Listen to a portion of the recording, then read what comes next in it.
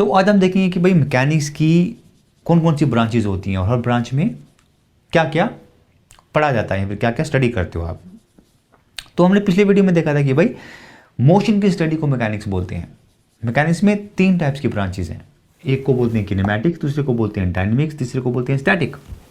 तो इस प्लेलिस्ट में हम लोग किनेमैटिक्स और डायनेमिक्स पे थोड़ा डिटेल में बात करेंगे, स्टैटिक पे बात नहीं करेंगे। आप में से कुछ लोग शायद फ्यूचर में इंजीनियरिंग की पढ़ाई करेंगे, तो जब आप इंजीनियरिंग की पढ़ाई कर रहे हो तो वहाँ पे आपको काफ़ी डिटेल में स्टैटिक के बारे में पढ़ाया जाएगा। लेकिन इस प्लेलिस्ट में हम लोग स्टैटिक के बारे में बात नहीं करेंगे, हम सिंपली किनेमैटिक्स और डायनेमिक्स के ऊपर बात करेंगे।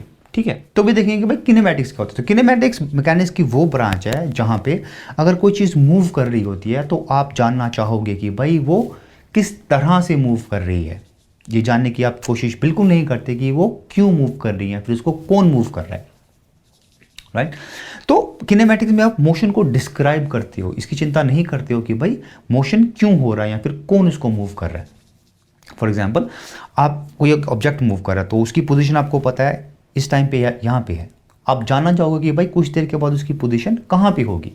आप ये जानना चाहोगे फॉर एग्जाम्पल कि कितनी तेज़ी से उसकी पोजीशन चेंज हो रही है, कितनी तेज़ी से वो डिस्टेंस ट्रैवल कर रहा है। आप ये जानना चाहोगे फॉर एग्जांपल कि वो कितना टाइम लगेगा उसको यहाँ से वहाँ पहुँचने में। आप जानना चाहोगे फॉर एग्जांपल कि भाई उसका पाथ कैसा है, वो किस तरह का रास्ता लेता है, क्या वो स्ट्रेट लाइन में जाता है, क्या वो एक सर्कुलर पाथ में जाता है, क्या वो एक पैराबोलिक पाथ में जाता है, एंड सो ऑन, राइट। तो आप मोशन को डिस्क्राइब करते हो कि किस तरह सा मोशन हो रहा है। आप ये जानने की कोशिश नहीं करते कि भाई क्यों वो यहाँ से वहाँ पर मूव किया। ठीक है, तो जनरली अगर आपको मोशन को डिस्क्राइब करना हो तो 4 पैरामीटर्स हैं जिसके ज़रिए आप मोशन को ठीक ठाक तरीके से डिस्क्राइब कर सकते हो, बता सकते हो कि किस तरह का मोशन हो रहा होगा, राइट। वो 4 पैरामीटर्स हैं, डिस्प्लेसमेंट, वेलोसिटी, एक्सेलरेशन और टाइम। और इन 3 टॉपिक्स पे हमने सेपरेट वीडियोस में डिटेल में बात की है। तो मोटे मोटे तौर पे यहाँ पे बात करेंगे कि डिस्प्लेसमेंट होता है कि आप कितना मूव कर रहे हो, ट्रैवल कर रहे हो, चल रहे हो किसी एक गिवन डायरेक्शन में। वेलोसिटी होता है कि आप कितनी तेज़ी से चल रहे हो एक गिवन डायरेक्शन में। एक्सेलरेशन होता है कि आपकी वेलोसिटी कितनी चेंज हो रही है हर सेकंड। और time of course reference point है जिसके कंपैरिजन में आप ये सब चीज़ें मेजर करेंगे, राइट। तो अगर आपको ये 4 वेरिएबल्स पता है तो आप ठीक ठाक तरीके से मोशन को डिस्क्राइब कर सकते हो, बता सकोगे कि भाई किस तरह का मोशन हो रहा है। तो जनरली आप इन 4 वेरिएबल्स को ढूंढने की कोशिश करोगे या फिर फाइंड करने की, निकालने की कोशिश करोगे किसी भी मोशन में। और काफ़ी बार ऐसा भी होता है अगर आपको इनमें से कोई 2 वेरिएबल दिए गए होते हैं, आपको तीसरा निकालना होता है मोशन को डिस्क्राइब करने के लिए। ठीक है, तो अभी जल्दी से कुछ रियल टाइम एग्जाम्पल्स या फिर कुछ ऐसे सिनेरियोज देखेंगे जो किनेमैटिक्स जब आप स्टडी कर रहे हैं, पढ़ रहे हैं, तो आपको शायद देखने को मिलेंगे। फॉर एग्जाम्पल, आपने ऐसा एक पत्थर पकड़ा हुआ है, इसको आप इसे रिलीज कर देते हैं, तो सवाल ये हो सकता है कि भाई 2 सेकंड के बाद उसकी वेलोसिटी कितनी होगी।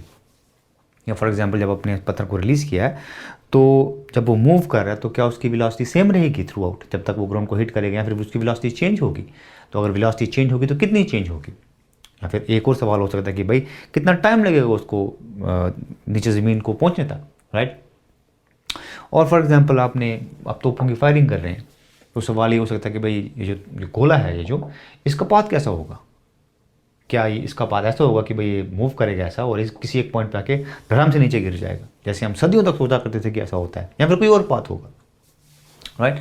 तो अगर आप देखो तो इन सब सिनेरियोज में हम लोग सिर्फ ये जानने की कोशिश कर रहे हैं कि मोशन किस तरह से हो रहा है। हमने कभी भी ये क्वेश्चन नहीं पूछा कि भाई क्यों मोशन हो रहा है। फॉर एग्जाम्पल, जब हम पत्थर को रिलीज़ कर रहे हैं तो हम नहीं पूछ रहे कि भाई क्यों वो नीचे गिर रहा है, हम बस इतना पता करने की कोशिश कर रहे हैं, हाँ भाई अगर वो नीचे गिर रहा है तो उसकी वेलोसिटी क्या सेम रह रही है या फिर चेंज हो रही है, या फिर कितना टाइम लगेगा उसको नीचे गिरने में। हम ये क्वेश्चन बिल्कुल नहीं पूछते कि भाई वो क्यों नीचे गिर रहा है। ठीक है, तो अभी हम देखिए कि भाई डायनेमिक्स क्या होता है। तो डायनेमिक्स मैकेनिक्स की वो ब्रांच है जहाँ पे हम फोर्सेस के बारे में पढ़ते हैं और फोर्सेस के कारण मोशन पे क्या असर होता है उसके बारे में पढ़ते हैं। तो अब जनरली देखो, अगर तो लोग सोचते हैं कि भाई अगर आप किसी चीज़ को मूव करने का तो आपको फोर्स अप्लाई करनी पड़ेगी, और कॉमन सेंस भी आपको यही बताएगा। या फिर एक और तरीका सेम चीज़ को बोलने का ये है, अगर आप किसी चीज़ को देख रहे हो मूव करते हुए तो आप बिंदास ये बोल सकते हो कि भाई उस पर फोर्स लग रही होगी। पर अगर सच में देखो आप तो ये हमेशा सही नहीं है।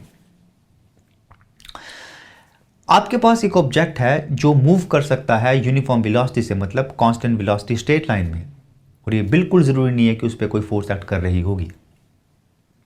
तो यूनिफॉर्म वेलोसिटी के लिए बिल्कुल फोर्स ज़रूरी नहीं है। राइट। और यही आपका फर्स्ट लॉ ऑफ मोशन बोलता है, जिसको डिटेल में पढ़ेंगे हम सेपरेट वीडियो में, राइट। जनरली जब फोर्स एक्ट करती है किसी ऑब्जेक्ट पे, तो उसके कारण क्या होता है, उसकी वेलोसिटी में चेंज आता है। ये इफेक्ट होता है फोर्स का। फोर्स वेलोसिटी को चेंज करता है, और यही आपका सेकंड लॉ है। अगेन इसके बारे में डिटेल में पढ़ेंगे सेकंड लॉ में, राइट।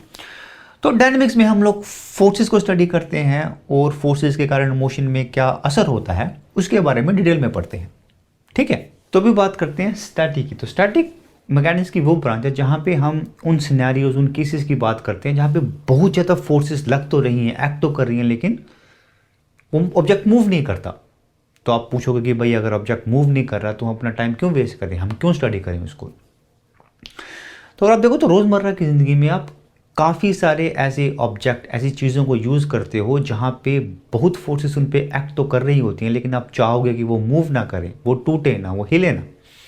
फॉर एग्जाम्पल जब आप कुर्सी पे बैठते हो तो आप नन्ही कुर्सी पे काफ़ी ज़्यादा फोर्स अप्लाई कर रहे हो, लेकिन आप चाहोगे कि जब बैठे हुए हो तो कुर्सी मूव ना करे, टूटे ना, राइट। सिमिलरली जब पुल बनाते हो आप लोग, डैम्स बनाते हो, जो घर में पिलर्स होते हैं, तो उनमें हर टाइम बहुत ज़्यादा फोर्स लग रही होती है, लेकिन आप चाहोगे कि ये टूटे ना, ये हिले ना, राइट।